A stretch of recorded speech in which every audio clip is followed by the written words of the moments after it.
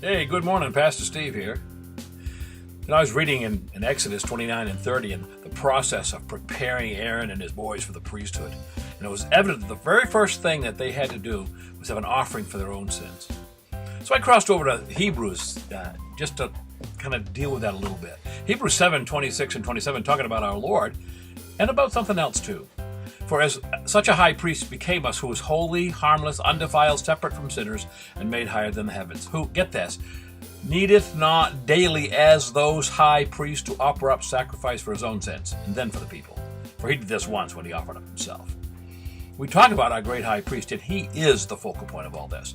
But a small side road here is in this chapter of Hebrews speaks to me in a powerful way.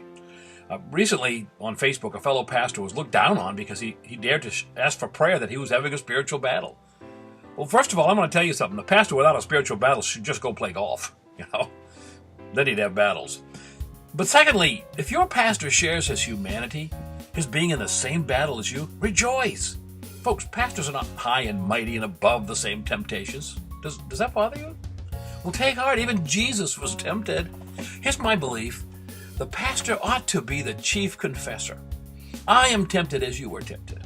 And because I have been reading the Word and learning to apply the principles, I can promise you they work.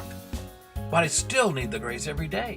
Don't be disturbed if your pastor lets you know that he's fallible.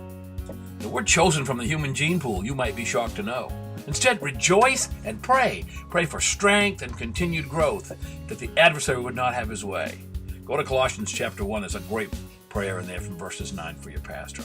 And remember what Paul said, by the way? He said, Jesus Christ came into the world to save sinners. And then he said, of whom I am chief. Many people want to rewrite that and say who I was chief. Oh no, Paul got it. See, not I was sinner, I still am.